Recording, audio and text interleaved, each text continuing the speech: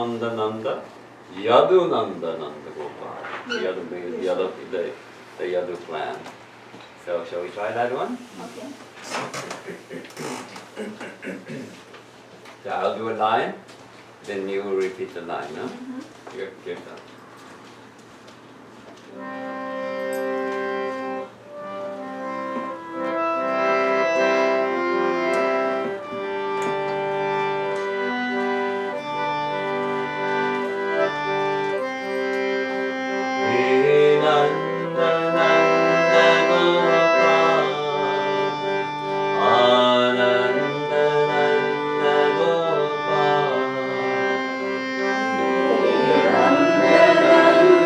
Gopal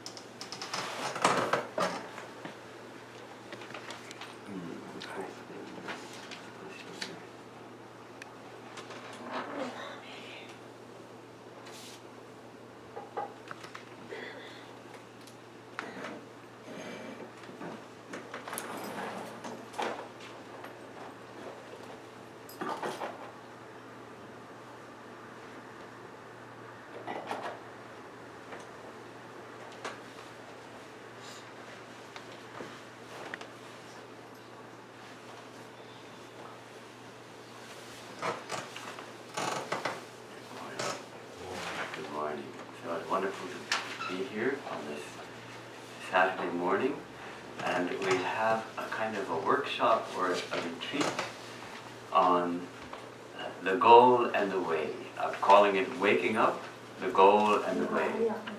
And this was a somewhat unusual way to start because it's very much devotional to Kirtan. And then we're going to start actually with Nyana Yoga, the path of wisdom. But actually we find that they're just like two wings of a bird, the Jnana and the Bhakti. A bird can't fly with one wing, it needs both wings. So, and I love this, it's somehow the melody and the words seem to be full of joy, that Ananda, which is really what is the very root of our being and of this world. And we don't realize it, but the very source of our being is Ananda, is bliss. So, let's start with an opening prayer. If we open, I think most of you know it, and I've only left it in Roman script so everyone, we presume, can read it more or less, though Sanskrit transliteration can be confusing if you don't know it. So we'll chant the Sahanavavatu prayer. Om Sahanavavatu Sahanau Punaktu Sahaviryam Karavamai Tejasvinavadhitam Astu Ma Vidvishamai. Om Shanti Shanti Shanti. Let's read the translation together. May we be protected together. May we be nourished together. May we acquire strength together. May our learning shine forth in our lives. May we not find fault with each other. Om peace, peace, peace. So this prayer is, of course, opens some of the Upanishads. And it's a prayer actually for that the teacher and the disciple recite together before they take up their study. It puts us in the right mood for studying. May we be protected together. Actually, it's given in the dual case, so the two, the teacher and the student. Now we are, many of us here together, but that doesn't matter. We have the idea that together we're going to take up a study. Together let us be protected. Together let us be nourished by this study. Let us together, let this study grant us strength. Because what is the source of strength? The real source of strength is spirit. The more we are established in our spiritual nature, the more fearless we are, the more strength we have actually. If we rely on physical strength, that dissipates quickly. Spiritual strength is the real strength. So may we acquire this strength, and most importantly, may what we study, may that manifest in our lives. May it shine forth in our lives. And in the course of our study, we may sometimes disagree about things. We're trying to come to an understanding of what we're studying, but let that disagreement not devolve into fault-finding or negative talk. So, always keeping it positive. Ma vidvishavah. Literally, it actually means, probably you could say, may we not hate each other. Maybe let us not have bad feelings amongst ourselves, and keep our thoughts high and our regard for one another also high. So,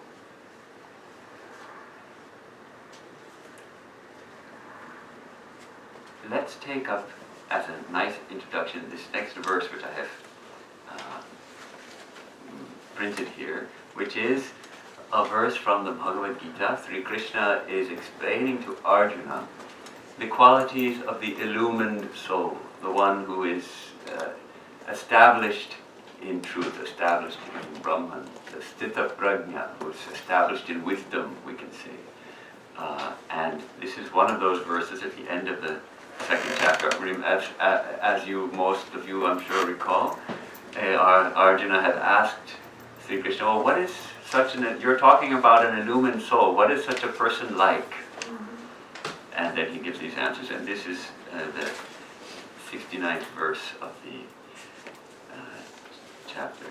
So why not? I'll chant one quarter, and then you repeat after me. Ya Nisha Sarva Bhutanam,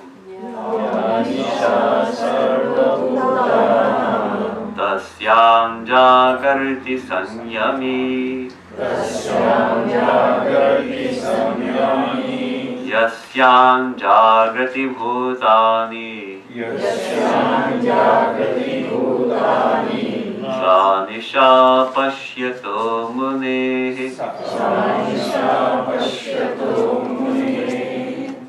So it's a compelling verse, and it really strikes me as saying a lot about what our striving is for. We are striving to wake up. And here he describes Ya Nisha Sarva Bhutanam, to all beings, what is night. In that which is night to all beings, there, the person who is Sanyami, who is a master of his or her mind and senses, one of these who is illumined, that person is awake. And Yasyam Jagrati Bhutani, in which all beings are awake, that is like night. That is like night for who? For the sage who? Pashyataha, the sage who sees. That reflects again our topic of last night, using this idea of seeing. It's the sage who sees. So let's see if we can. First, I would like to mention also that I'd like this to be a little bit informal. So if you have a question in the course of our conversation, why not ask it? And we can have discussion. So at suitable points, you will understand when it's a good time to ask a question. But the sages say that we are actually asleep, though we think we are awake. And I think everyone here is still awake. I haven't put anyone to sleep yet. But actually, we are asleep what? We are asleep to our own higher nature. We are asleep to the reality, the truth that Brahman is the reality. Infinite consciousness and bliss is our true nature, is the basis of this universe. We are asleep to that. We are awake in this world of the senses. So that where we are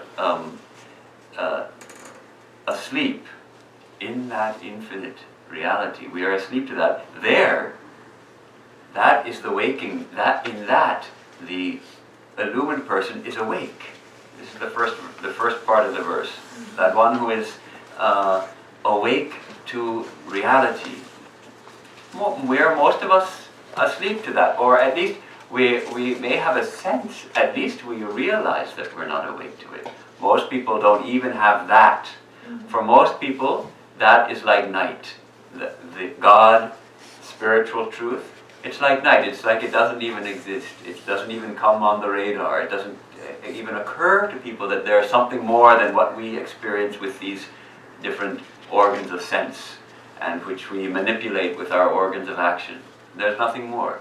And that's the spirit. It's like night. It doesn't exist. It's not there. But for the person who has mastered these senses and has been able to turn them within and has realized her own true nature, his own true nature, then that person is awake in spirit. And conversely, where everyone is awake in this world, seeking sense pleasure, seeking name and fame, seeking some results from this world, seeking to exploit this world for our own pleasure. There, such a person, such a seeing sage who sees the reality, that's like night. There's no more interest in seeking for the things of the world when one has awoken to one's own true nature. Then there's so that is waking up, and in a sense that is also the goal.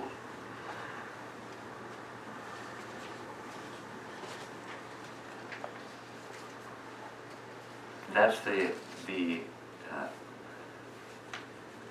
first thing we can learn from Vedanta, and Swami Mahayogananda used to say so often. Life has a goal. It is not just a purposeless running after things of this world. It's not just to get a job and get a spouse and have kids and grow old and have grandchildren, and that's all fine and that's all good, but then what? And then Hari Om, Ram Ram, Satya Hai, and it's all over, right? And what have we actually accomplished? We have to let it all go at the end. We go on accumulating the family and friends and fame and wealth and houses and all that, and then Ram Ram, Satya Hai, it's all over. We have to give it all up whether we like to or not. So Vedanta always says, no, life has a goal. The goal of life is to know thyself, know yourself, know God. And we use, of course, different terms for this same goal, depending on the approach we are taking at that point. When we are taking the devotional approach, we'll say the goal is to know God, to realize God. When we're taking the approach of yoga, we may say, well, the goal is kaivalya, it is to be completely separate from nature. When we are taking speaking from the standpoint of Nyana, we'll say it's self-knowledge, atma jnana. Or oftentimes we also say the goal is freedom, moksha or mukti, complete freedom. Freedom from what, we may ask? Bondage of the Woman and gold. bondage. Yes. All of the above. I think we can say all of the above. What did you say? All of the above. Woman and gold. Oh. Freedom from woman and gold. And who laughed the loudest, see? Okay. Dr. Gulati cannot escape that. You'll hear more about it later, I'm sure. We discussed this morning, so it's not Oh, I see, okay. So, well, that, I mean, Sri Ramakrishna used that term, but what he really meant, of course, we know, is that craving. We have, all of us, as long as we have this body consciousness, we're subject to certain cravings of the body, and that is called lust. That's a craving, and Sri Ramakrishna used to put it as woman and gold because he was speaking to men. But that is, when he was speaking to women, he would say men and gold. And, yes, and that's a natural biological craving, and we are called to go beyond our biology. We are called to go beyond our biology, and that's what mukti is, really. It's freedom from all kinds of suffering that we experience in life, freedom from this idea that we come back again and again into this world, freedom from rebirth, freedom from karma, freedom from any kind of bondage whatsoever, and at the same time, attainment of supreme bliss. And that is mukti, that is posited as the goal of our life. Now it may seem like a very high goal, and we feel like, well, there's no way I can attain that in this lifetime. But Swami Vivekananda points out, it's far better to aim high and miss the target than to aim low and hit the target. If we aim to the very highest target, at least the arrow may fall somewhere in a higher place, no? So, and at the same time, we shouldn't feel that the spiritual goal is unattainable for us. Otherwise, why should the sages bother to tell us about it? They'll just say, it's not for you. But that's the whole point. It is for us. It's for all of us. We are all called to wake up. And since all of us have come here today, giving up the chance to watch, is it the quarterfinals or the semifinals now? The quarterfinals of the World Cup, which is very enticing, I think, to many people. We've given that up. So we understand that there's something more, and we've started to wake up. Sometimes we are in a dream. I think most of us had this experience. Suddenly we realize, oh, it's a dream, especially if it becomes a nightmare. And oh, it's a dream, wake up, wake up, wake up. And then we start to wake up. So that's our condition. We have some sense that we are not living fully to our potential. We have some sense that there is more to us than we ordinarily experience, that there is a higher reality, which we may call God. And yet we're not established in it. So that's our goal, to fully wake up to it. And that's what spiritual life is all about. Now, I'd like to, let's go to, because these mantras give us so much, these sacred mantras of the Upanishad. Let's do the next mantra in the little pamphlet, which is the call of the illumined sage. Actually, this is a combination of two mantras from different parts of Shvetashvatara Upanishad, which Swami Vivekananda has linked together, and which he proclaimed at the Parliament of Religions in 1893 on September 19, I think, his talk on Hinduism. He proclaimed this good tidings the sages have proclaimed. So let's Shrinvantu Vishwe Amritasya Putraha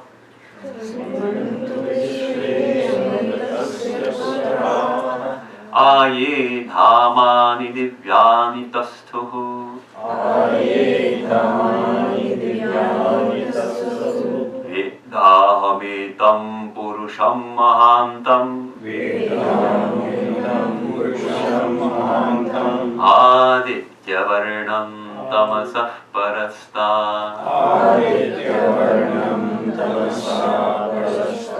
Tameva Vedittvati Mrityumeti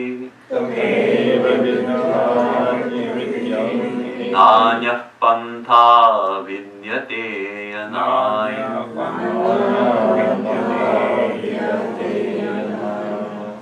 And then here's Swami Vivekananda's translation.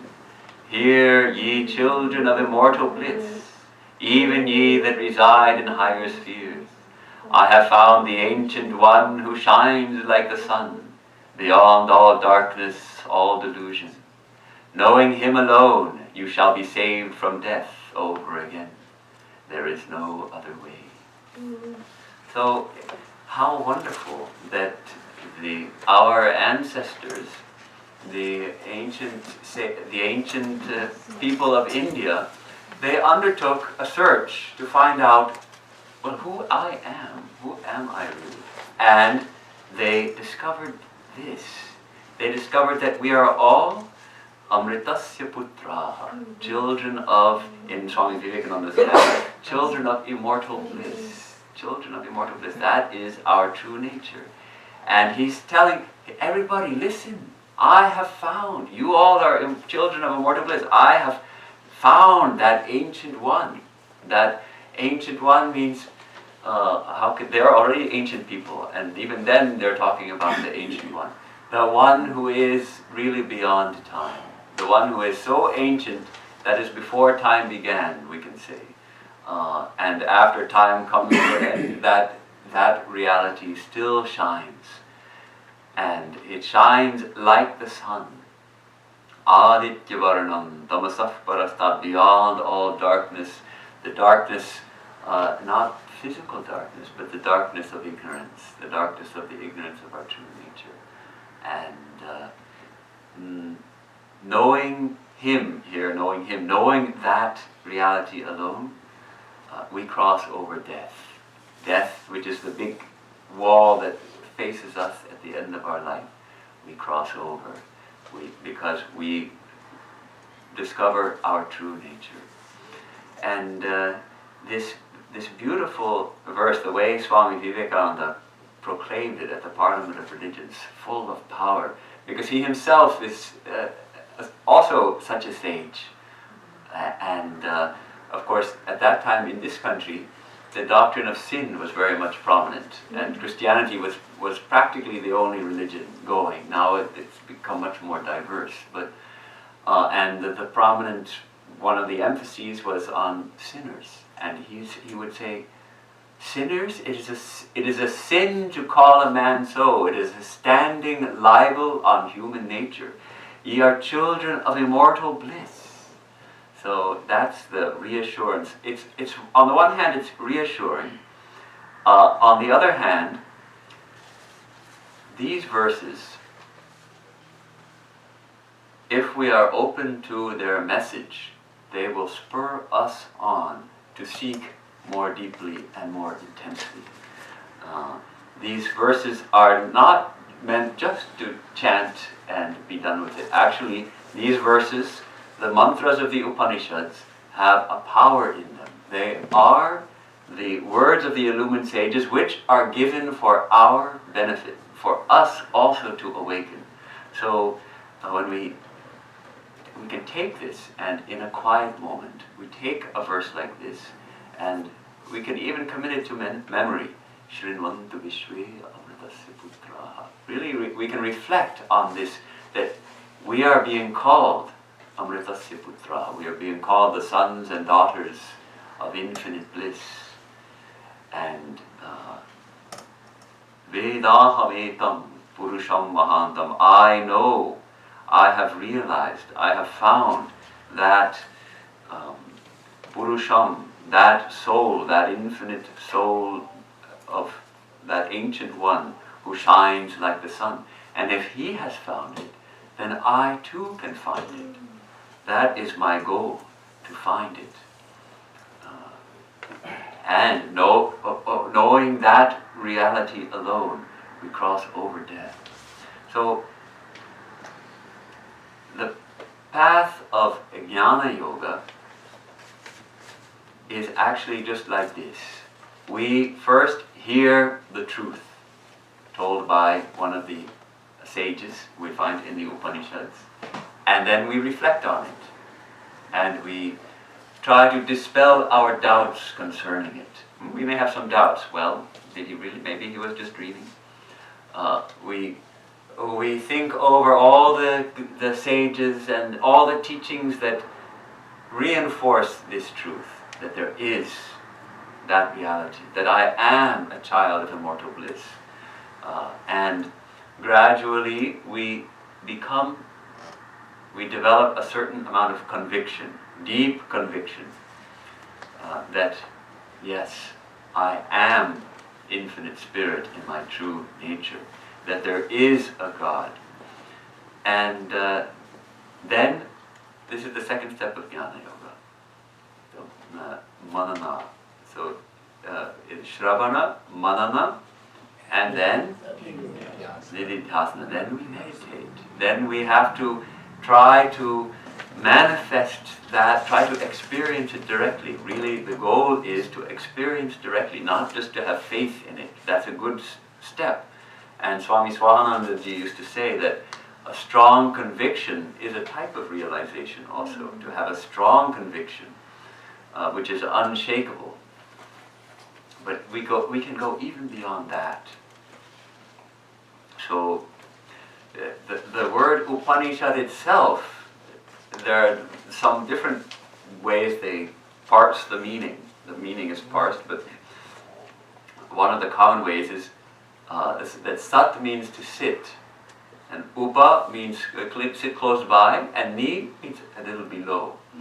So we sit at the feet of the illumined teacher and receive the teachings, which bring us across death and bring us to the direct experience of our own true immortal nature. And this is the way. Only by knowing this line, there is no other way. This doesn't mean, this is not like the fanatical religions which say, if you don't believe what my religion says, you're going to go to hell, there's no other way. No, this is not what that means. What this means is, there is no other way to know God except to know God. There's no other way to realize your true nature than to realize it. Basically, there's no other way to cross over death than to realize that you are deathless. As long as we are identified with this thing, this body, and this mind, this personality, and so long we are identified with that, we will be subject to death again and again and again. And the only way to cross over that death is to touch the deathless, to realize we're deathless. Now, in Christianity, that may mean taking refuge in Jesus and realizing that Jesus is our Lord. In Islam, it certainly means taking refuge in Allah and knowing that Allah is the infinite light that shines within all beings.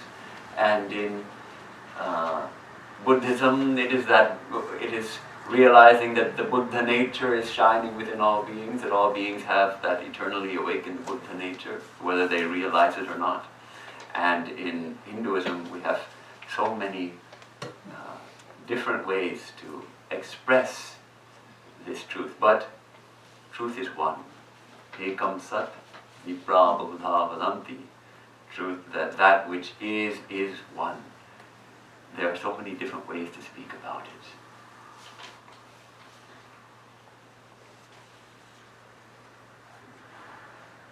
So one of the practices which is prescribed and taught in traditional Hindu families to the young children, it sort of later became young boys, but actually it should be young boys and girls. They are taught from this early age a very powerful prayer, which has been recited since time immemorial, which is a prayer for illumination.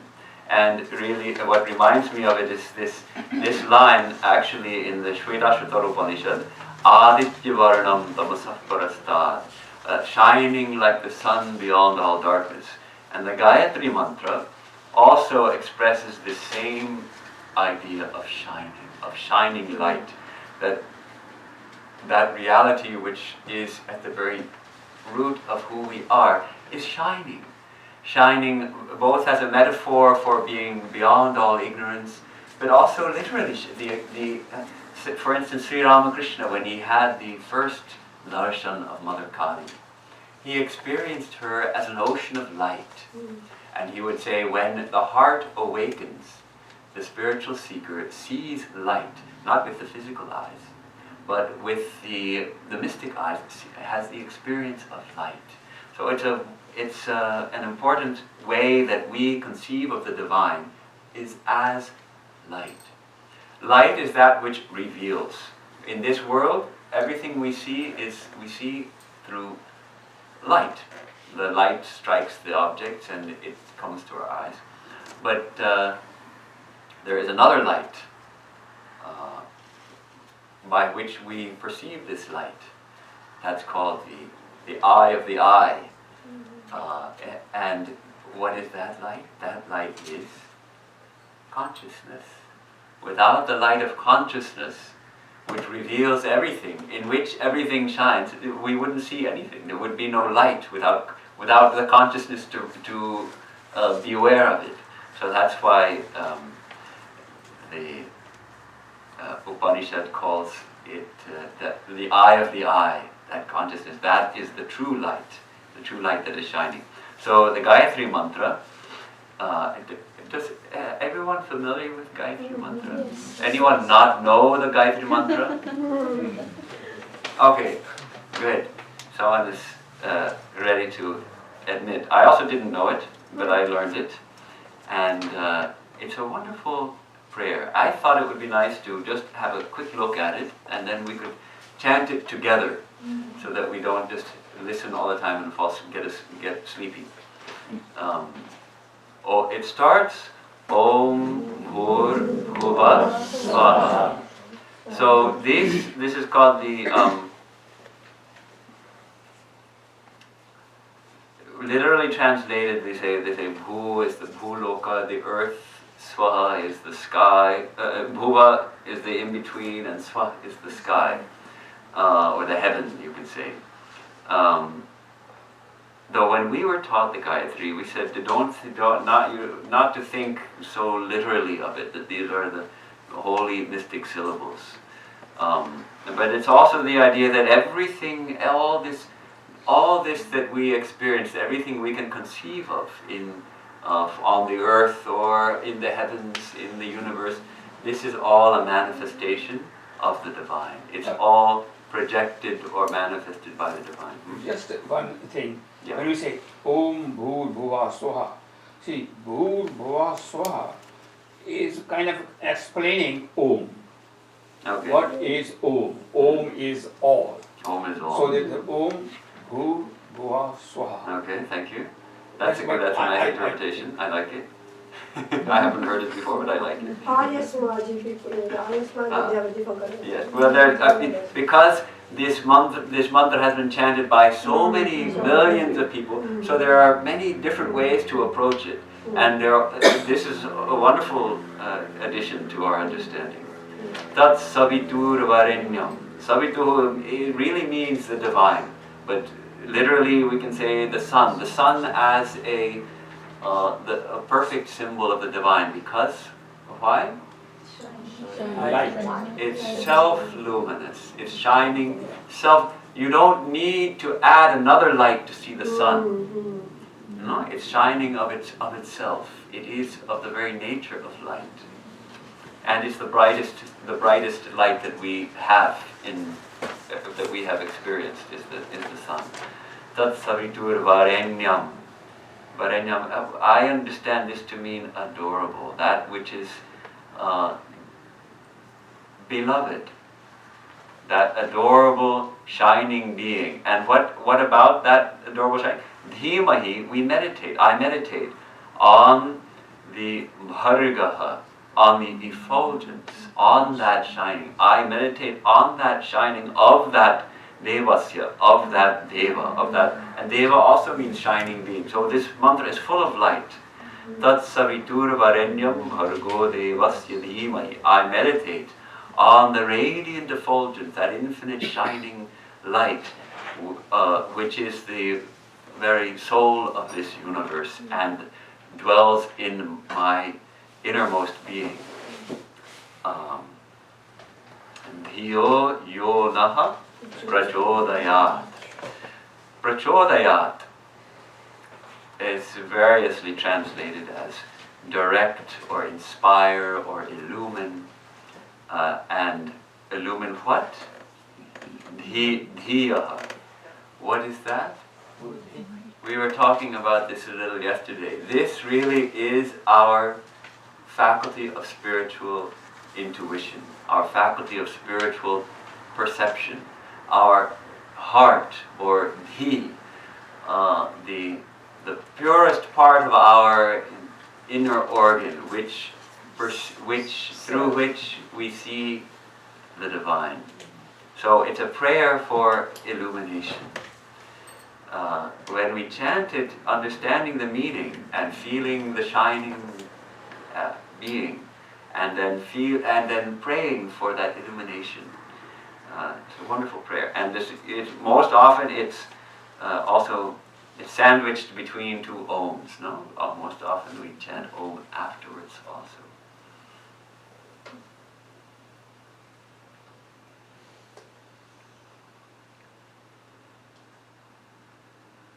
So,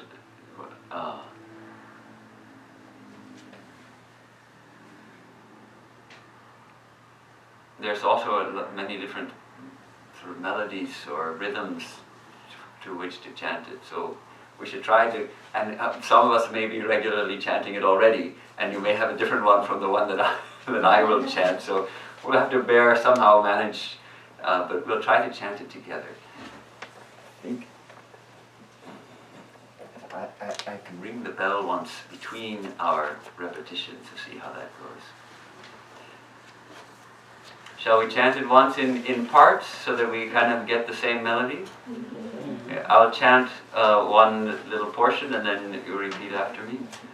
Om Bhurvuvasvaha Om Bhurvuvasvaha Tatsaviturvarenyam Tatsaviturvarenyam Bhargo Devasya Dhimahi Bhargo Devasya Dhimahi Dhiyo Yo Nah Prachodayat Dhiyo Yo Nah Prachodayat. So now we'll chant it together. Om Bhurvuvasvaha Tatsaviturvarenyam Bhargo Devasya Dhimahi Dhiyo Yo Nah Prachodayat.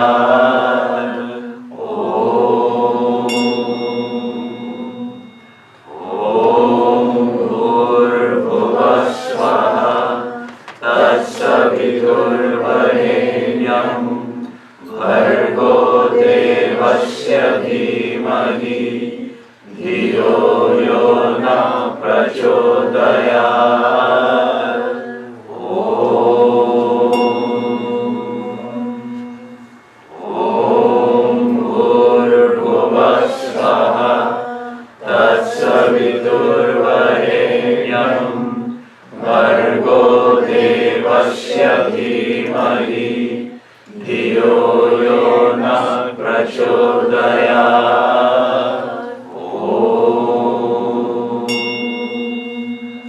Om Bhurvuvasvaha Tatsaviturvarenyam Bhargo Devasya Dhimahi Dhiyo Yo Nah Prachodayat.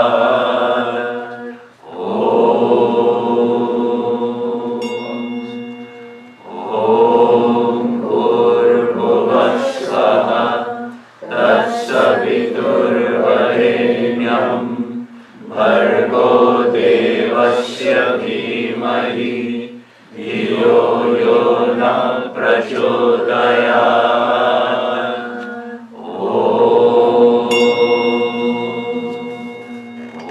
Om Bhurvuvasvaha Tatsaviturvarenyam Bhargo Devasya Dhimahi Dhiyo Yo Nah Prachodayat.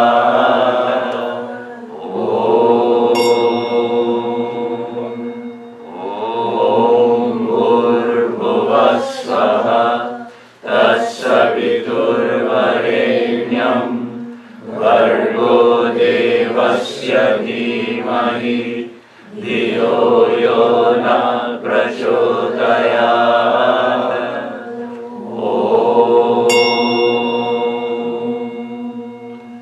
Om Bhurvuvasvaha Tatsaviturvarenyam Bhargo Devasya Dhimahi Dhiyo Yo Nah Prachodayat.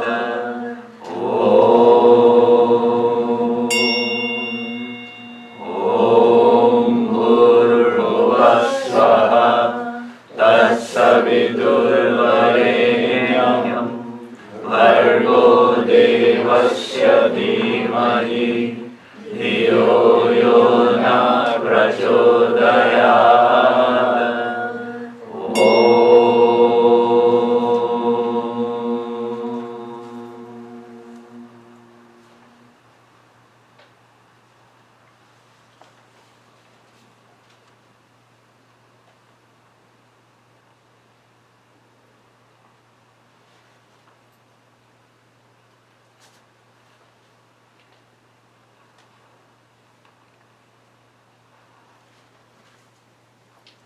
Swamiji. There's one of the Swamis, I don't remember the name though, but suggested before meditation, recite Gayatri Mantra 11 times. One of our order Swamis. I did 9 times. We did 9 times. Well, that was, so they said 11 times. 11 times. You have complete meditation with 11 times, start meditation with 11 times. Yes. So I don't remember the name of this one. Of course, we will find our own Yeah. rhythm. Yeah. Of course, those of us who had initiation from a guru, we will follow that. Those teachings are to be followed without fail. But we can add to them. This is mood, makes a mood. We can expand to them, yes. So it's a wonderful way to begin our meditation. Swami, one just little comment, maybe it will be perhaps a little more personal. So this mantra is in, again, our religion, is not only for spiritual illumination, because that is what it means. May our mind be kind of illumined, with this thing. I remember when I was a little boy, going to school, and my mother told me, and of course we learned this mantra at home just without knowing what it means, but just it is good to know this thing. And she said that if you forget the answer of some question, just repeat this mantra, and this will come. So in other words, what it means is it's not illumines our the spirituality, but it is even in secular life also it will illumine. That may be. Yes. But I'm trying to say, but what we're talking about here, Yes. especially Yeah. spiritual illumination, Yes, that's right. waking up from the sleep of ignorance. Yes, sir. So that is really its highest purpose. Now for schoolboys, they may not be ready for spiritual illumination, but they want to pass their exam. It helps though. That's It true, helps. Swami. Yes, It yes. helps. How this is, to all of us it is known as Gayatri Mantra. Yes. So how the Gayatri is linked? Can you just, How is Gayatri, Mata She's a Gayatri. goddess. That's true. It is said that Mother Gayatri is the one who actually gives that illumination. That's what is said. But I don't know more than that. I don't know. Because it directly, the word Savita, that links us to the Surya. Sun. Yes, Surya. yes, yes. And there is no mention or link we can find from a stool mind, that it is linked to Gayatri. That's a good question. Yeah. That's something for research. I did that too. Actually, I heard from a priest that Gayatri, the mother, was given later the form, but I mean the mother aspect to Gayatri, like we have the image of Gayatri in the temple, that form is given later on. Yes. But so this happened way afterwards. They just gave it a form.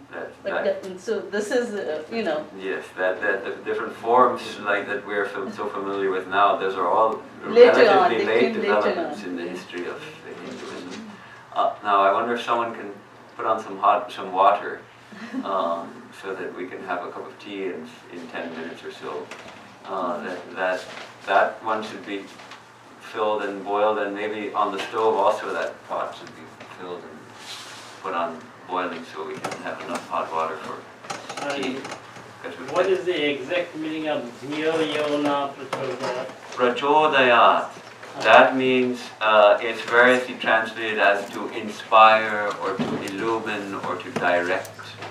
And But it again is preceded by Na. Naha, that means us. Oh, Us. Our dhiyaha, our minds. Yaha, may he. You can say it like that. Who is shining like that, may he illumine our minds or direct our dhi, inspire us to realize. Now I thought before we have our tea break, don't know if will it actually happen or not, I don't know, let's hope it does. we can just think a little bit more about what happens what is the nature of that mukti, that realization, when we break through, as it were, when we attain that illumination, and why should we even strive for it? And of course, that question is really unanswerable, because if we don't feel the desire for it, it's very difficult to give that desire to people. As long as people are satisfied with ordinary life, it's very difficult you can't make someone spiritual. It seems to happen, we can say, by God's grace, or we can say when we have experienced enough. The Upanishad gives the wonderful example of the two birds, no? And the one bird is hopping from branch to branch, and it's tasting the fruits of the tree. And it tastes some nice sweet fruits, and it enjoys them, and then it tastes some bitter fruits. And then it sort of sits back, and it looks up, and it sees this bird on the top of the tree looking so peaceful, and it thinks, how nice, I had this bitter fruit, and he looks unaffected by all of that. But then it goes on again. So when we taste some of the bitter fruits. Now I think really there's two sides to it though. On the one hand, it does seem that the sufferings of life, the bitter fruits, they do impel us to seek further, to see, well, what is beyond. But even I think the joys of life also can do so, because we taste a joy, but then it inevitably fades. And then we want to taste it again. We have a grandchild and we have a wonderful joy. And then that sort of wears off. The kid grows up and becomes a little brat for a while. That intense joy that we felt on holding that little infant is no longer there.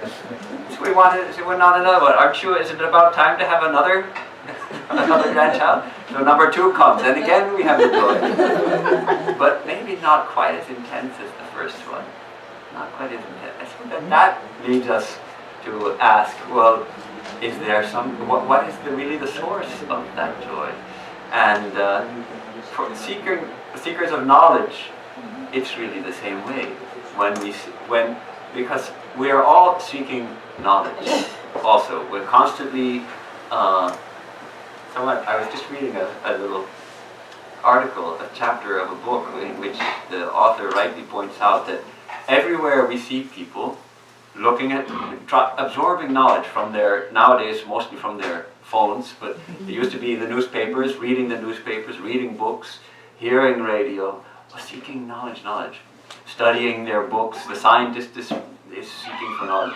And ultimately, the more we seek knowledge, the more we realize that we can't possibly know everything. We cannot possibly know everything.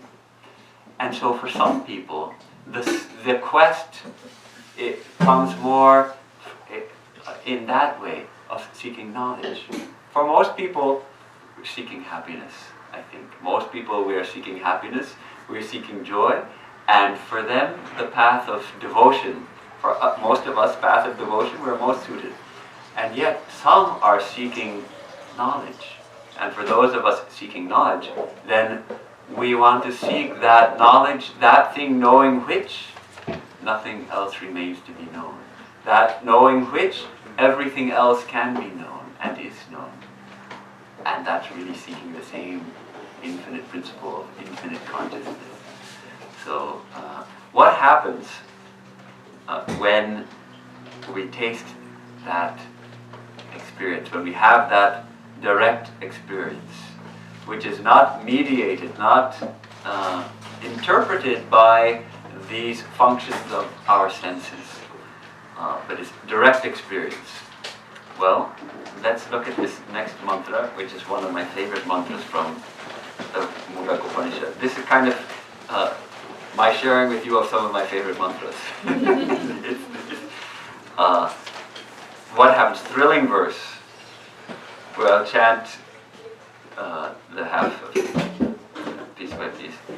Bhidyate hridaya granthi Chidyante sarva samshayaha Kshiyante chasya karmani Tasmin drishte parabare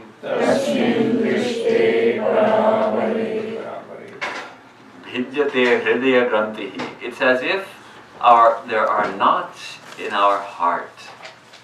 And what happens? These knots are cut. These knots are broken. When drishte paravare, tasmin drishavare, when that reality, when he who is both high and low, who is beyond everything, when, in other words, that our true nature is beheld, is realized directly, then first this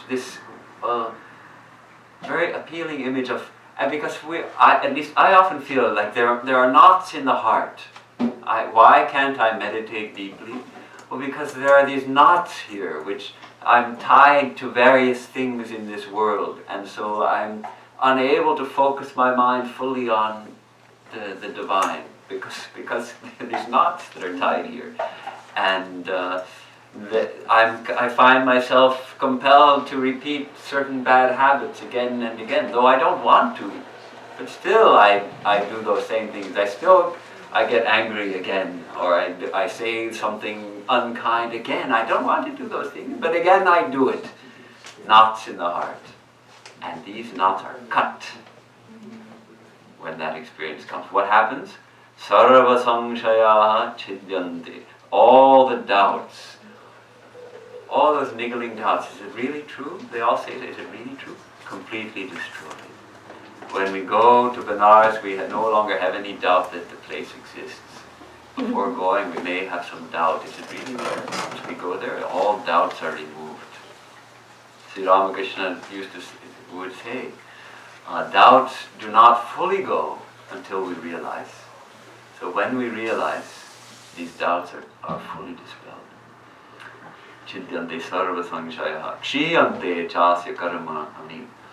All the karmas, all the work that we have done, and so really the work that we have done is tying those knots in our heart.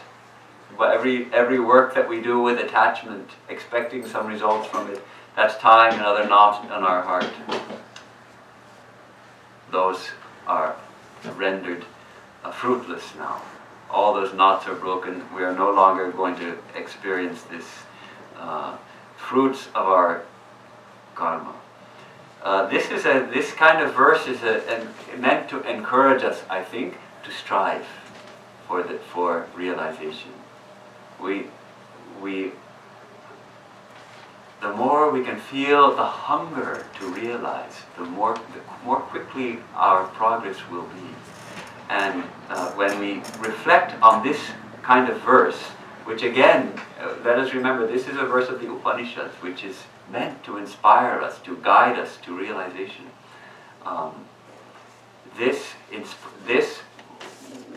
I would like this verse to give all of us an intense hunger. Yes, all the knots of the heart are cut, are broken. I want that. I want all my doubts to be settled completely. I want to go beyond this cause and effect of this world and behold that reality which is both high and low, which is beyond and before and above and below and everything else. How's the water doing? I think we need a little break. We've been talking for an hour. And whether we have tea in 5 minutes. We have tea in 5 minutes? Okay, so in that case, we should sing something, because otherwise we've had enough talking. Do you want some laugh? Some joke? Joke? But I'm not, I can't. Do you have a joke for us? Not joke, it's about Mesh. He talked about Gayatri Mantra. His mother told him, his mother told him one more thing. When you see a woman, some girl, Say Om Bhurva Swaha. Swami, he did not do that.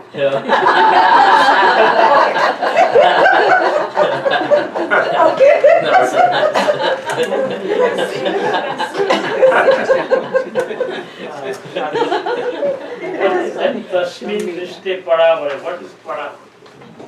Paravare, both beyond and below, both high and low.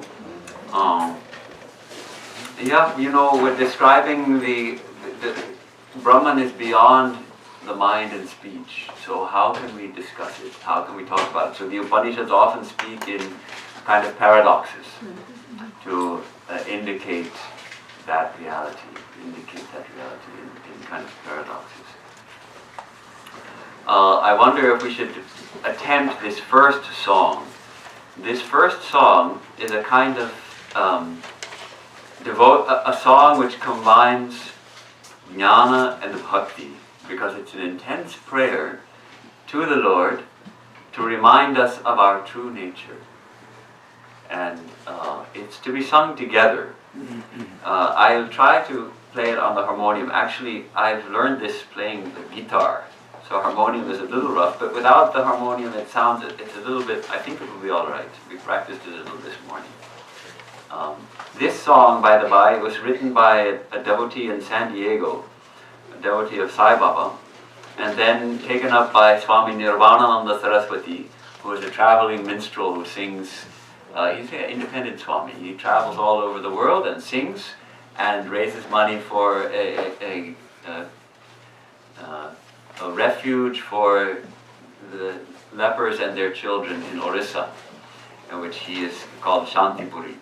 And then I learned it from him, and so now I also sing it. Remind me, my Lord, remind me, my Lord, remind me, my Lord, who I am. Remind me, my Lord, remind me, my Lord, remind me, my Lord, who I am. I am peace, divine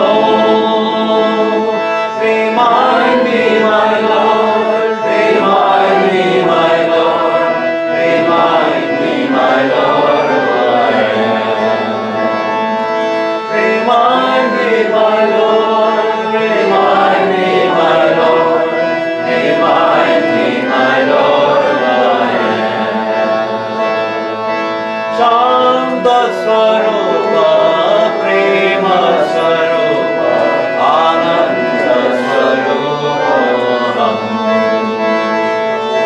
Shanta Swarupa, Prema Swarupa, Ananda Swarupa,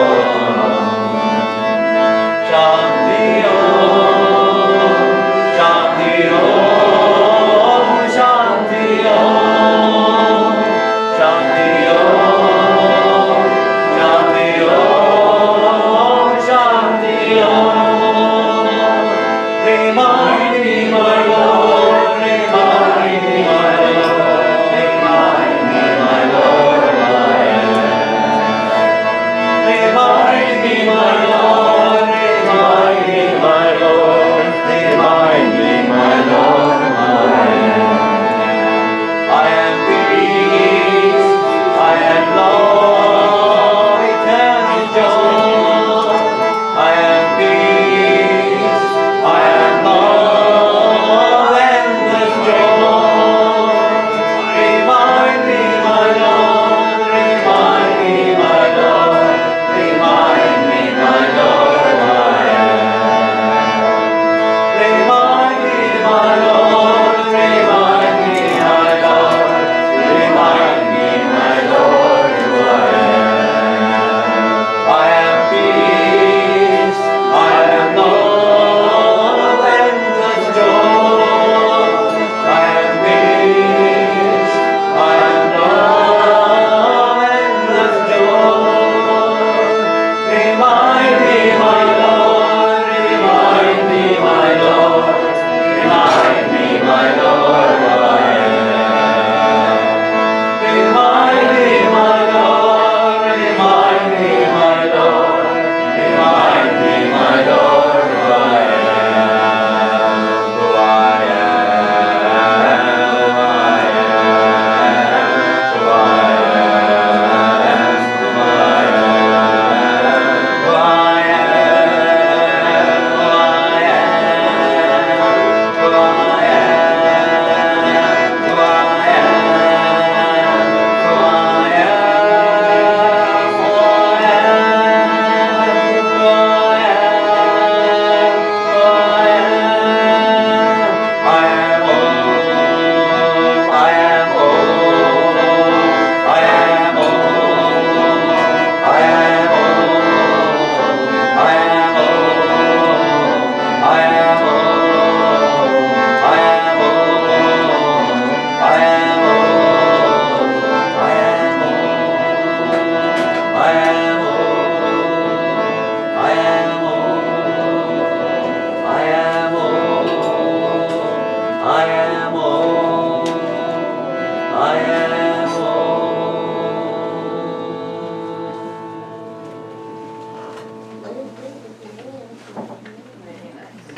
We should record that.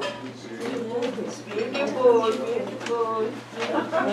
So nice. We So should this- record that. This song is a wonderful combination, no, of bhakti and jnana, because it is a devotional prayer to the Lord, but asking for what? Remind me. I know who I am. At least I know theoretically who I am. That I am divine peace. I am pure love. I am endless joy. In a word, I am Om. Om is my true nature.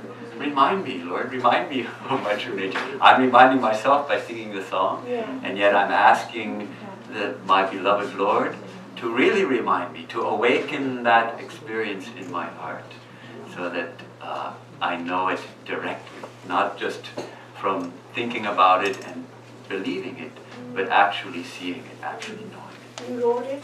Swamiji, tea is ready. Tea is ready, thank God. No, this is a song, it was written by a devotee of Sai Baba in San Diego, and then reinterpreted by that Swami Nirvanananda Saraswati, and then I have added my own. I mean, that's the nice thing about these kind of bhajans and kirtans, that each person will make it his or her own. So I have made it my own by adding a few little, changing the ending a little bit. So let's take 10 or 15 minutes for a cup of tea, and if we can, let's talk with each other about some spiritual topics. Rather than talking about the World Cup or our grandchildren or the latest political shenanigans, let's try to keep our minds on the spiritual topics. Maybe some spiritual book we've read or we're reading or something like that. And this is actually the practice in Jnana Yoga. The very first practice is what's called discernment. We use the term Viveka, for which there's no real good English translation, so let's stick with the Sanskrit term Viveka. Often it's translated as discrimination, but that translation doesn't really work in 21st century America. So I often translate it as discernment. But yes, it means it's that faculty which we have of deciding, of separating things. We can say, well, this is hot and this is cold. That's an easy one. We can say, well, this is a good thing for me to do. This is a bad thing for me to do. That seems easy, but oftentimes it's not as easy as we think. Or what happens is we may very well know that something is bad to do and still we do it. And we may very well know something is good to do and still we don't do it. But the practice in Jnana Yoga is Nitya, Anitya, Vastu, Viveka. Discerning, applying Viveka to that which is eternal and that which is non-eternal. And I was just speaking in that line that everything that we gather up here in this world is ultimately not eternal. It is impermanent. And in fact, this very world itself is impermanent. And the scientists among us here will fully support me.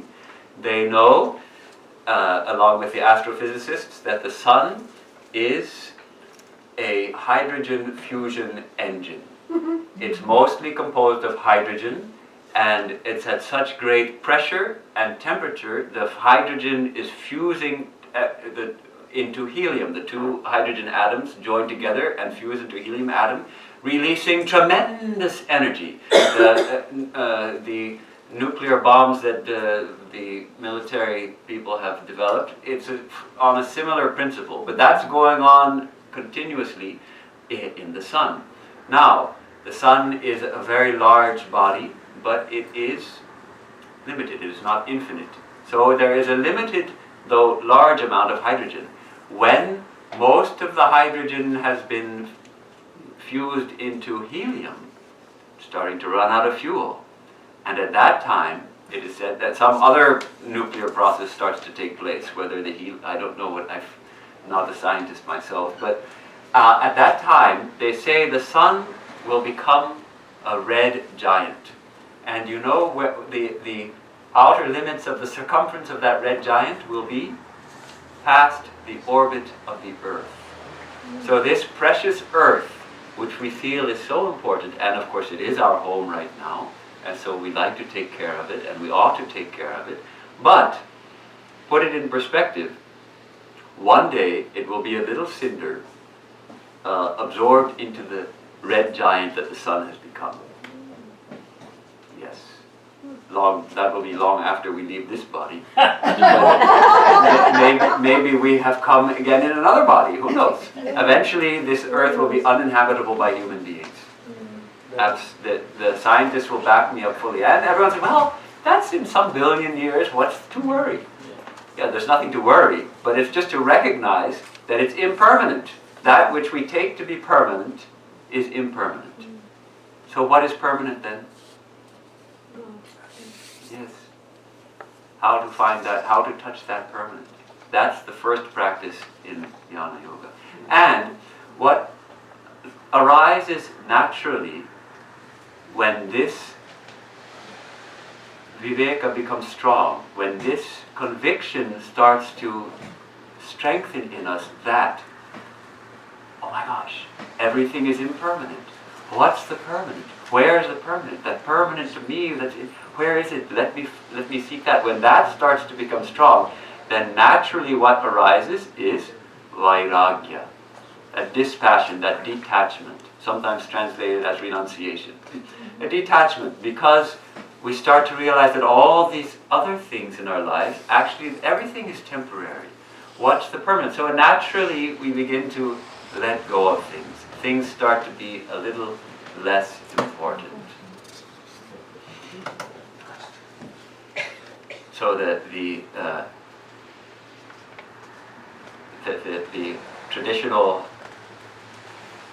expression of that vairagya is ihamutra phala bhoga vairagya.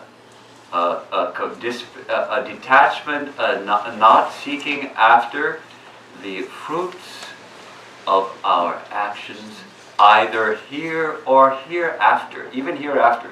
The idea being that even a heaven, a post-mortem state of felicity, is also temporary. The idea being that, I have done 1,000 good deeds in my life, then how can that lead to eternal freedom?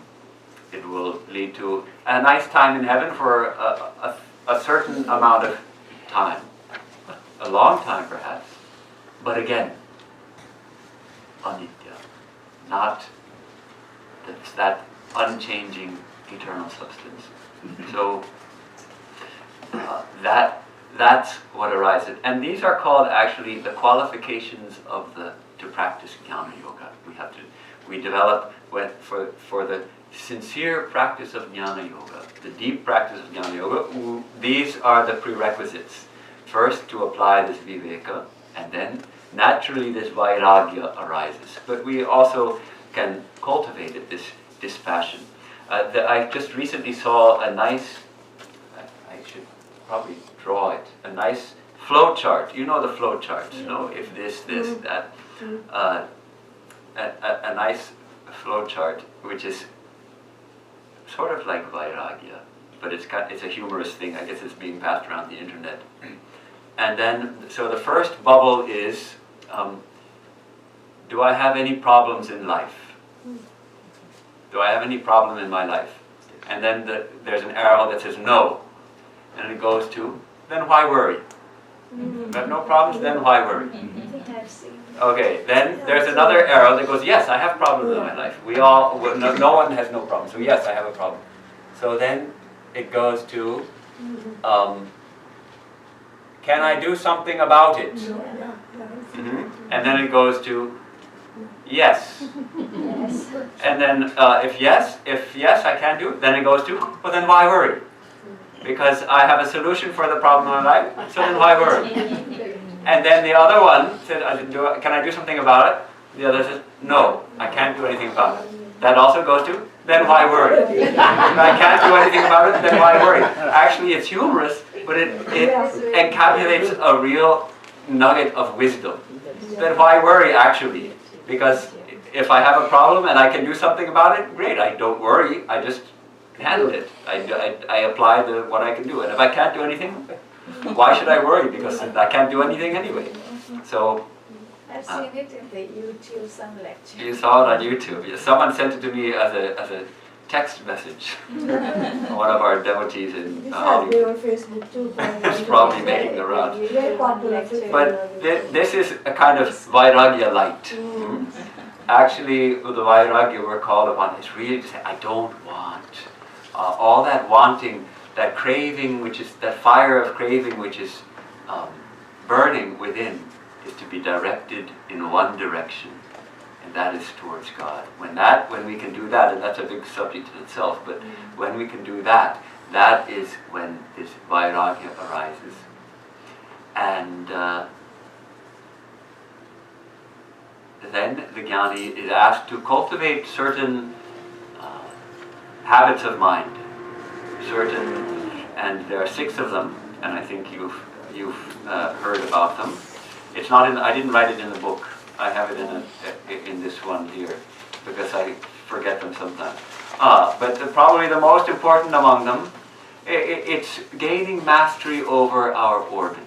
We start to practice a little bit of gaining mastery. You know, sometimes we think that freedom means that we should do whatever we want to do. But who is actually doing the wanting? When we see a bowl of chocolates and we eat it, and we eat a piece and then we keep on eating, and then by the end of the day the whole bowl is gone. And because we wanted to eat it, of course. Was it really we who wanted, or was it the tongue that wanted that stimulation? The tongue that wanted. So gaining a mastery over those tendencies to seek a temporary titillation of the senses, a temporary, that kind of mastery, we're asked to start disciplining the mind. This is in spiritual life, we realize that our mind can be a great friend. It can also be a great enemy. So we begin to discipline it, and we practice, the traditional terms are shama and dhamma, mastering the inner organs and mastering the outer organs. And then uparati, withdrawing. When we're going to practice meditation, we withdraw from all these things. And then this very difficult one, which is called titiksha. Titiksha, which is defined as not bearing all difficulties, bearing all difficulties without even making any effort to improve things. And it's really a kind of it makes for an interesting discussion. Swami Swahanandaji, you know, he was a jnani, of course, also a deep devotee, but his primary attitude really was jnana. And he used to tell the story that he was living in Berkeley, and the next door at the ashram there, and the next door neighbors would often play very loud music late at night, and it would be disturbing. But his attitude, we're just to be born. It's just to be born. And then one of the devotees who was there late one night heard the music and was surprised and asked Maharaj, "Oh, what about?" "Oh, yes, it comes all the time." "What? You didn't say anything?" What can be done? So the devotee talked to the landlord of the building and had the problem stopped. And Swami Swahananda used to say, and then that got me thinking. Sometimes maybe it is better to do something. So, of course, the prayer of the Alcoholics Anonymous is a wonderful prayer. What is it? Lord, grant me the serenity to accept the things I cannot change, the strength to change those things I can, and the wisdom to know the difference. That's wisdom to know. That wisdom to know things that I can change, like a simple phone call to a landlord can solve the problem of the music, which is disturbing my meditation. All right. But there are many things which we cannot change, or we try to change it and it leads to further problems. And we're constantly trying to change our externals. And this practice is a recognition that ultimately we have to change the internal. And when we change the internal, suddenly the external also changes, because we experience it differently when we ourselves are changed. As Vivekananda puts it, the wicked see this world as a perfect hell, and the good see it as a perfect heaven. So this titiksha and shraddha. Shraddha means developing a certain conviction in the truth of the words of the scriptures, in the truth of the Guru, the words of the Guru, of orienting our minds towards this reality. So we have these initial practices of Jnana Yoga. And why I'm going into this? Afterwards. No, tell me. So you mentioned titiksha, right? And the example you gave. So I think it's to some extent understandable with external, why it might be a good thing to let things be and not let it affect you. How maybe internal, and also how in spiritual journey, how can that be used, or how should that be used? Well, the way I understand it is that we're directing all our energy in the spiritual quest. So rather than expending lots of energy trying to fix the externals, we direct that energy. It's a conservation of energy and a strengthening of the mind to bear difficulties.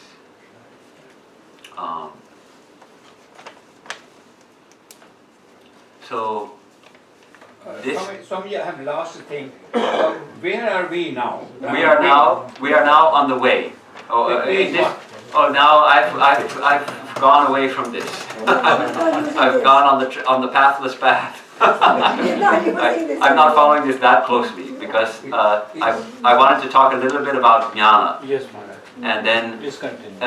combine it with bhakti. Why? Because the first part of this was to establish the goal. The goal is freedom, what our true nature is. And the second part is the way.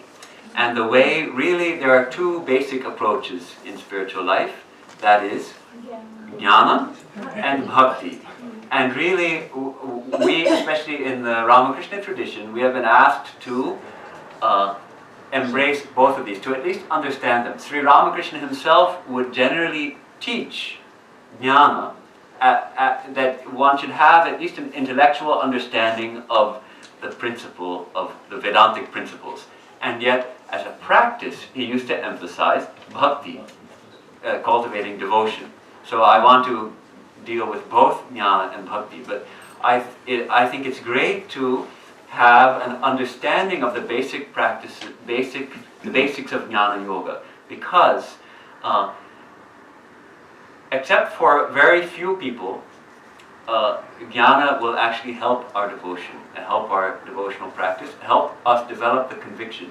The exception is there are a few people who are very devotional and who are disturbed to hear about jnana. And I can think of one devotee in Hollywood who is a wonderful devotee, a very ardent and sincere devotee. And she used to come to some of the jnana yoga classes, and sometimes she would be reduced to tears at the end of the class. I remember once we were talking and she started weeping, and because she couldn't, it just was too much against her nature. She wants to feel that she is separate from God and loves God. And the jnana says, well, oh, that's fine. Ultimately, you are one with God. God and you are not separate. You are that infinite reality. And that was disturbing to her attitude, which is, I am the servant of God. I am the lover of God. If that attitude is very strong with us, then you can go out and when we talk about bhakti, come back.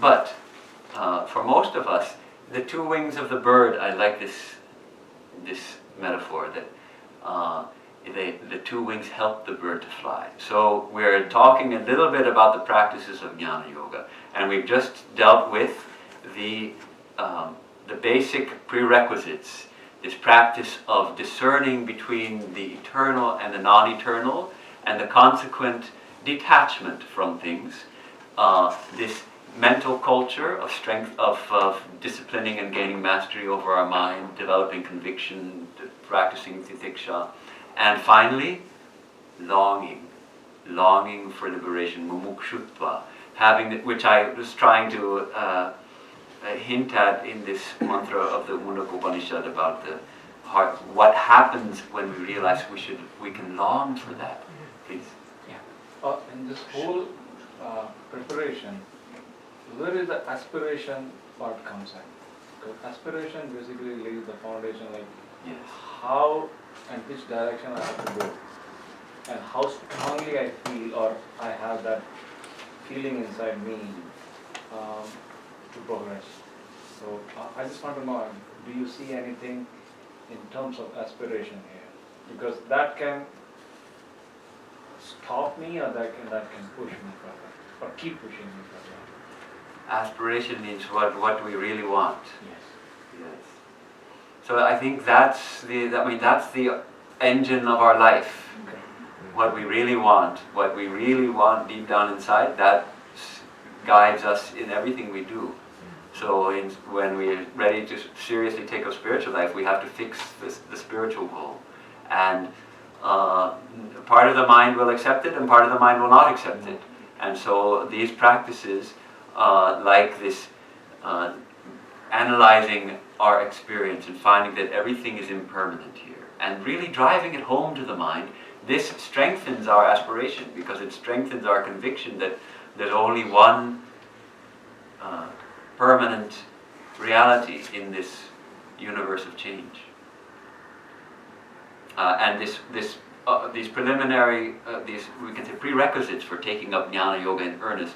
This fourth one is called mumukshutva, yearning, longing for liberation, or yearning for God. That is also to be cultivated.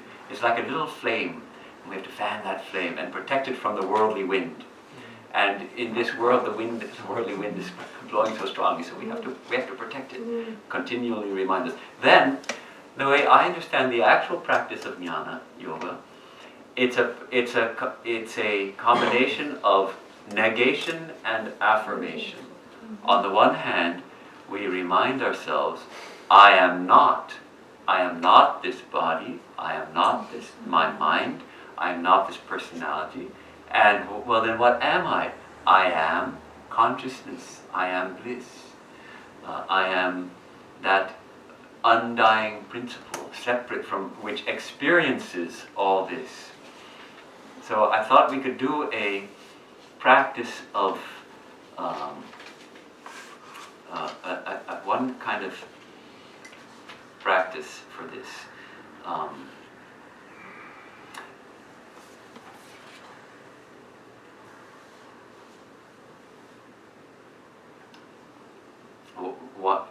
One of the ways that Jnana Yoga looks at our experience is to look at the different states of the mind.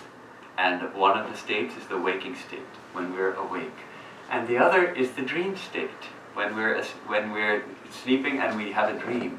Now, it's really a very good question. We usually dream and we wake up, oh, it was just a dream. But the Jnani will look at that and say, how amazing.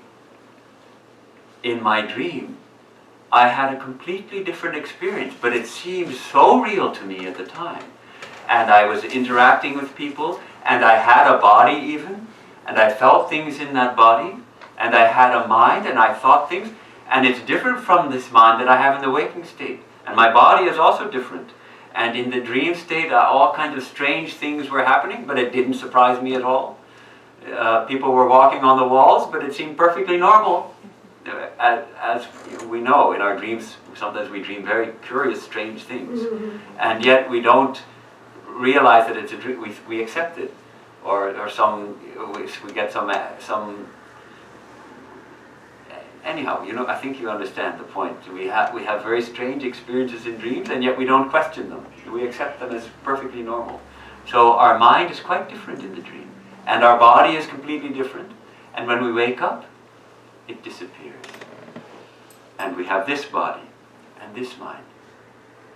But Swami, I feel the mind has three sort of consciousness. One is the worldly consciousness, that when we are awake, we perceive through the sense organs, and that is one consciousness. Second is the semi-conscious mind. When we dream, then sometimes you feel you're separate from the body and the mind, and then you have a semi-conscious feeling, and then the pure consciousness is the super consciousness. Right. Well, that's where we're heading with this, which is that the Jnana Yogi will ask, well, what is constant in the dreaming state? It was a very different body, very different mind. In the waking state, very different.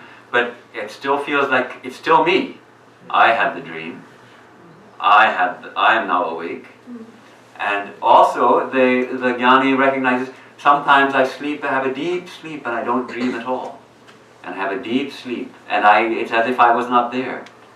And yet, I still must have been there, because otherwise, if I wasn't there, I wouldn't know that I had slept. So, who is that? Who is that real me that experienced the dream, and that is now experiencing this waking state?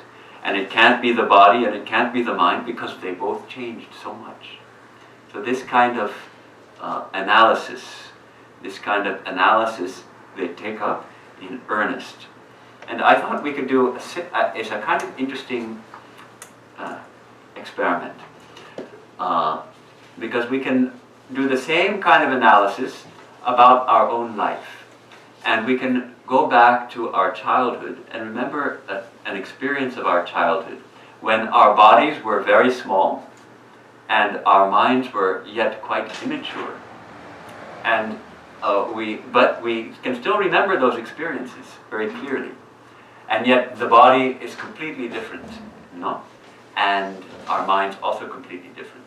Then we can take another incident. We are now a teenager. Body is growing up, almost full grown, but not quite full grown. And mind is maturing, emotions are maturing. Quite very different from the young child, also very different from how we are now. And then we take something, say in our 20s or 30s. So we're adults, we are leading our lives as we were at that time.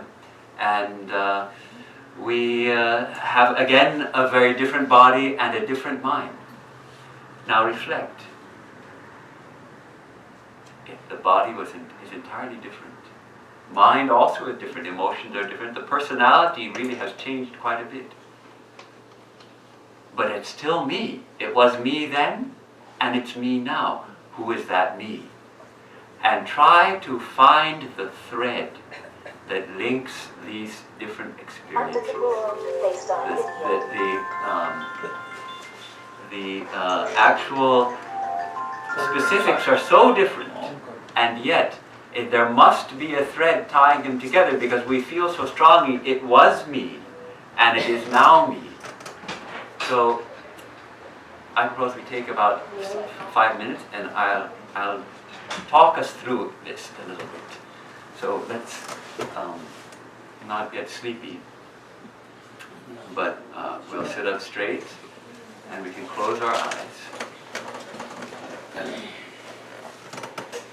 And we can just take a couple of nice deep breaths and let our thoughts calm down.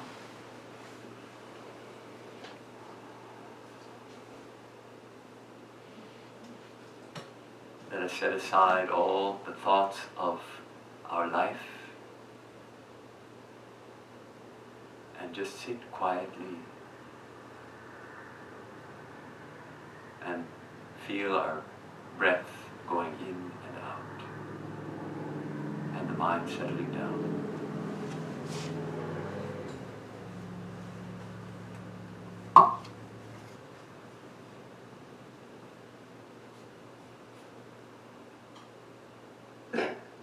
Now let us go back to our early childhood, and let us take some incident of our early childhood.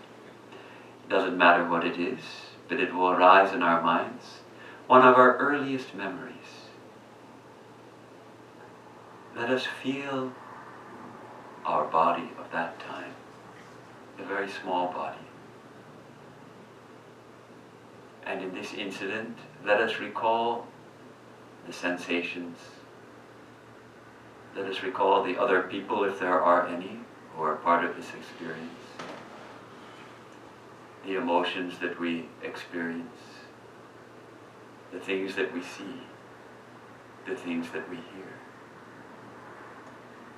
the things that we think at that time, the things that we feel.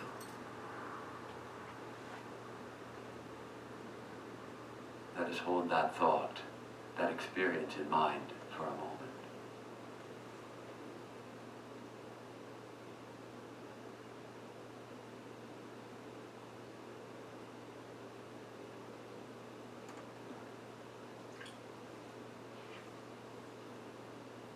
That experience is quite vivid.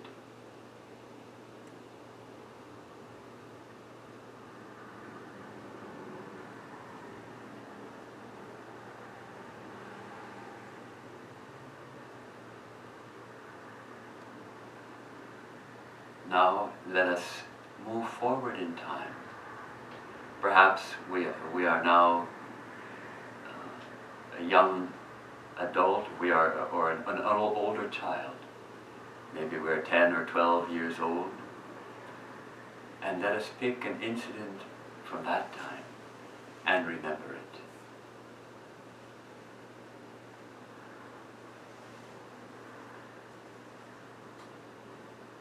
let us feel how our body was at that time.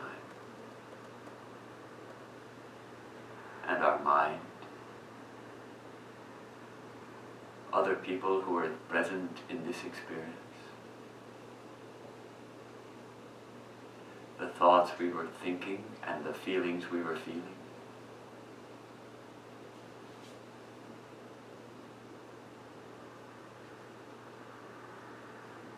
Let us hold this thought of this experience for some time.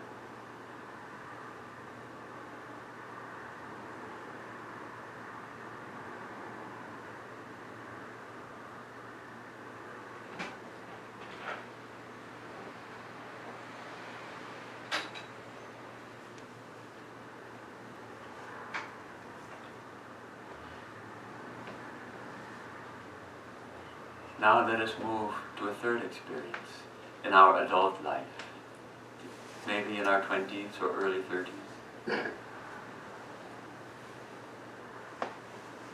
Let us remember our bodies at that time, the other people who are there in this experience.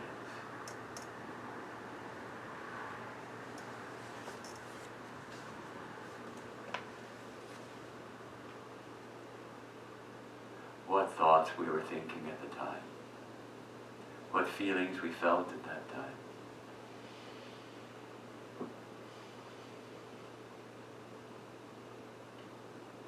What words were spoken.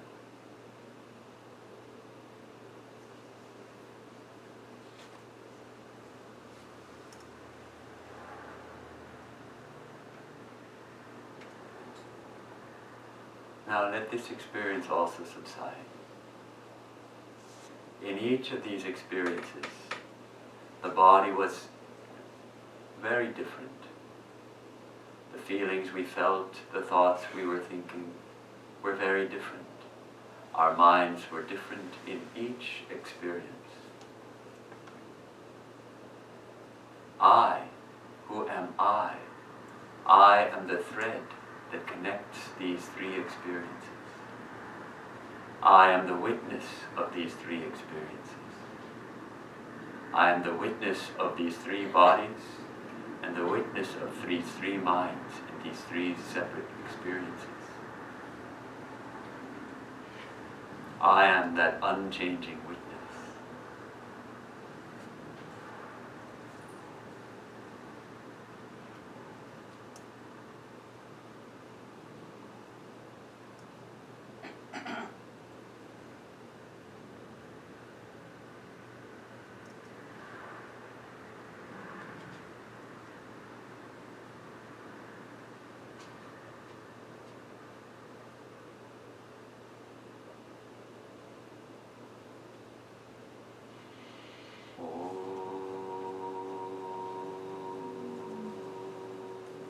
Shanti, Shanti, Shanti.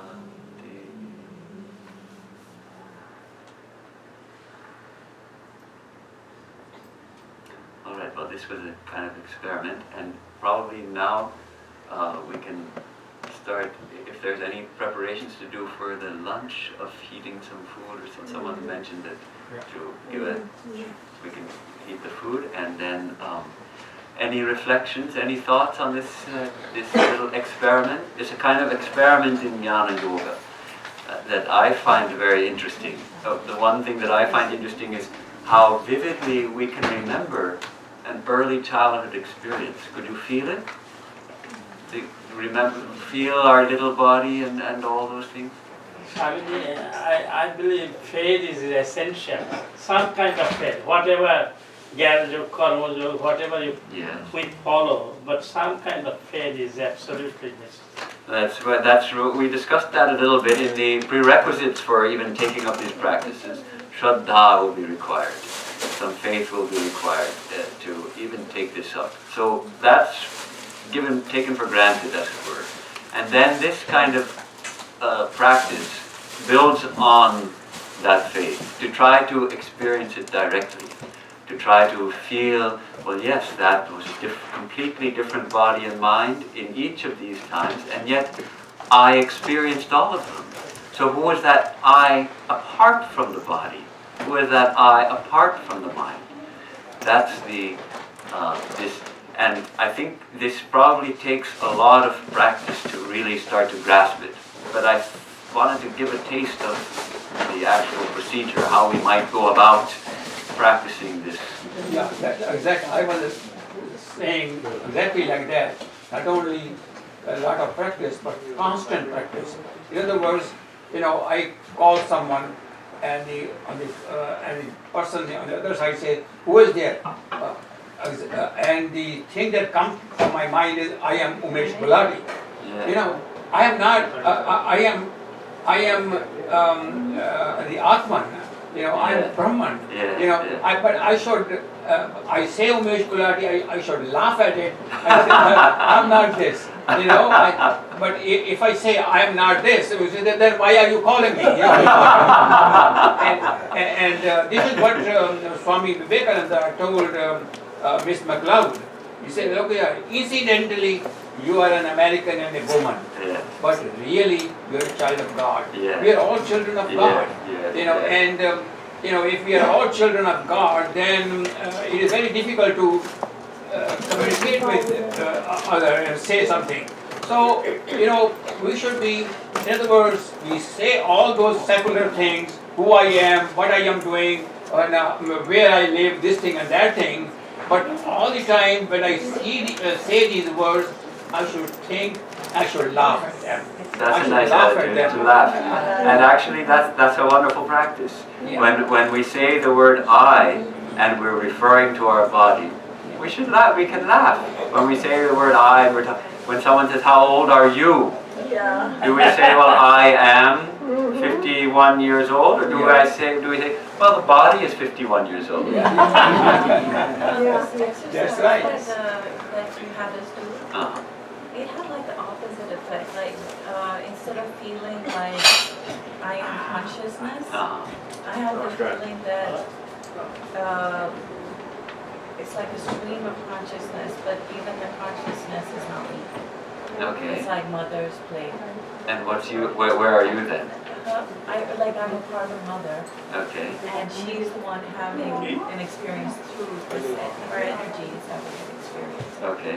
And so all the different stages was her energy having a particular experience, like a stream of consciousness, like a movie or something. Okay. So it had a kind of a different effect rather than like uniting me in that sense that I am consciousness. It actually got rid of that whole I-ness subsided to a certain degree. Thank you for sharing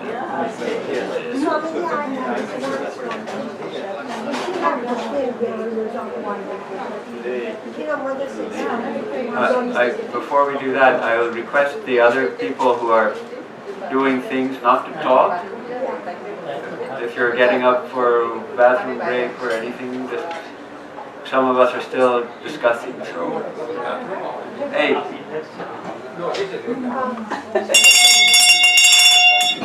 Quiet, please. No talking, please. Oh, you want to go to the bathroom? Go ahead. Don't forget, we're still on our retreat, our workshop. So if you have to get up, that's one thing, but don't disturb those who are still talking. So if I'm not mistaken, Mother says that, when you love God, you love somebody, love. Yeah. And you keep loving and, it's really true love and all that. So the knowledge comes, who am I and who's God? Is that how can also work? I mean, the devotee you're talking about. Well, she was a devotee, like she was a devotee. And she can say, I am with God. Yes. At the same time, you are with God because you love God all the time. You know about, so, but only thing Love of God also leads to knowing who we are. It also leads to self-knowledge, absolutely. And to God knowledge. But because we're just taking up Jnana Yoga, now we talked about the two wings, no? That's the danger of Jnana Yoga without bhakti is that it becomes very dry. It becomes analytical. It becomes intellectual. the heart doesn't get involved in it. It becomes too much logic chopping and reading of books. That's the danger. To become very analytical and heartless even. It all comes up here. On the other hand, bhakti also has its danger. Fanaticism. Yes. My way alone is true. Or also over emotionality. Devotion and emotion are, and we'll talk more about that later. They're not the same thing. Devotion is emotion which has been purified and purified and purified until it's a one-pointed love for the divine only, and not emotional. It's definitely the difference between emotion and devotion. So Nyana helps temper that excessive emotionality, and it tempers fanaticism. When we understand from the standpoint of Nyana that there is one principle manifesting as all forms of God and reaching all people through whatever path they're following, then we avoid that danger of fanaticism.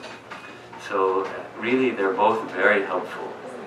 Both very helpful, Nyana and Bhakti. Time for one more question? Yeah. You know, you talk about dream in your sleep, and for me, when I'm awake, I know what is real, what's not real. When I sleep in dreams, I completely know them. I mean, I'm completely thinking of they're just dreams. They're not reality at all. Yes. So is that... This is also not reality at all. Yeah, no. So long as we see it, that's real. In fact, you said that, you know, when you're dreaming, it all seems real to me. No, this is not real either, but that's not real either. I mean, I just completely know. While you're having the dream? Yes. I mean, when I get up in the morning, that was just a dream. Yes, when you get up in the morning, yes. You say it was just a dream. But while you are dreaming, you think it's real. At least most of us do. Yes. While I'm dreaming, the fact that the buildings are leaning at half angle and all that, we think, oh, the buildings are leaning. But we don't think, oh, I'm dreaming. We think, oh, the buildings are actually leaning. And all the emotions come with that. Yes. The fear, anxiety. Right. But what I was saying, when you get up... When we get up, we realize it was just a dream. Yeah. And when we awaken to our true nature, when we realize God, then it is said that we realize that this was just like a dream. So Swami Vivekananda says, no? Did I put that in here? Let me see. Okay, let's read this. Let's read this Poems and Prayers, page 4. This is not the full poem. It's a part of the poem to the awakened India.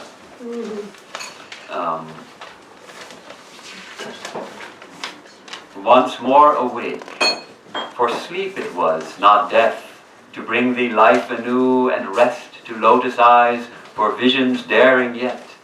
The world in need awaits, O truth, no death for thee. Then speak, O love, before thy gentle voice serene, behold how visions melt, and fold on fold of dreams departs to void, till truth and truth alone in all its glory shines. And tell the world, awake, arise, and dream no more. This is the land of dreams, where karma weaves unthreaded garlands with our thoughts, of flowers sweet or noxious, and none has root or stem, being born in naught, which the softest breath of truth drives back to primal nothingness. Be bold and face the truth. Be one with it. Let visions cease.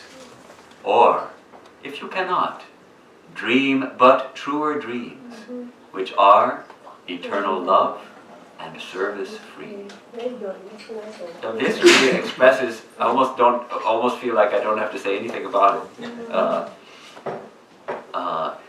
This idea that in the highest absorption in Brahman, when we at the highest awakening, then this our experience that we're having now also seems like it's just a dream. And here he likens it to this land of dreams, where karma weaves unthreaded garlands with our thoughts. It's an unthreaded garland, but it's a garland of thoughts, of flowers. Some of them are sweet, and some of them are poisonous, noxious. We have garlands of thoughts of sweet and noxious flowers, which have no root or stem, because they're not born out of it. They have no real substance to them. And the softest breath of truth drives them back to primal nothingness. It seems kind of shocking. He says, be bold and face the truth, be one with it. And then he gives us a way out. If we're not yet ready for that, because this is the extreme path of jnana without any compromise. All right, we may not be ready for that. Let visions cease, or if you cannot, dream but truer dreams, which are eternal love and service free. So from the standpoint of the highest jnana, even eternal love and service are dreams, but they are truer dreams. As Vivekananda says, we move not from error to truth, but from truth to truth, from lower truth to higher truth. So we take the help of the love and service, which are maybe dreams also, but we dream these truer dreams, and gradually we move to full realization. Swami Sri Ramakrishna would often give the example, which is found in the Nyana tradition, of when walking barefoot in India, you step on a thorn, and you have to get it out. You don't have tweezers, you don't have anything. You take another thorn, and you dig out the thorn. You dig it with the help of that second thorn. You dig out the thorn, and then you pull it out. And then what do? You throw them both away. You don't need either one. You had the one thorn in your foot which was really causing you trouble. You plucked another thorn to help you to get rid of that thorn. And then you don't need, once you've gotten rid of the thorn, you throw both of them away. So like that, now we're dreaming the nightmare that I am this body, and that I have this name and this job and this whatever I have, all this is almost like a nightmare. So, all right, to get out of this nightmare, I dream a truer dream, which is eternal love and service free. And then, ultimately, I awake from both the nightmare and the truer dream into my true original nature, and I attain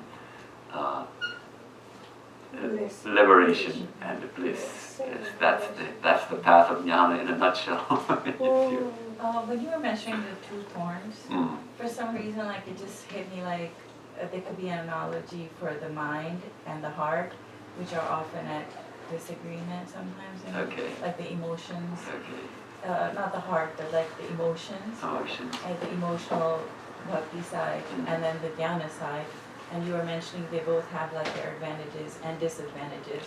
So if you're stuck in the disadvantage, maybe you need to find a way to use one to help the other one, or balance the other one. So it's kind of like. Okay, I see your point. Yes, that, and we do feel that when we study the different approaches in spiritual life, which we usually call yogas, the jnana yoga and bhakti yoga, and also the yoga of meditation and the yoga of work, they all complement each other, and they balance each other, and they help to cancel out each other's defects.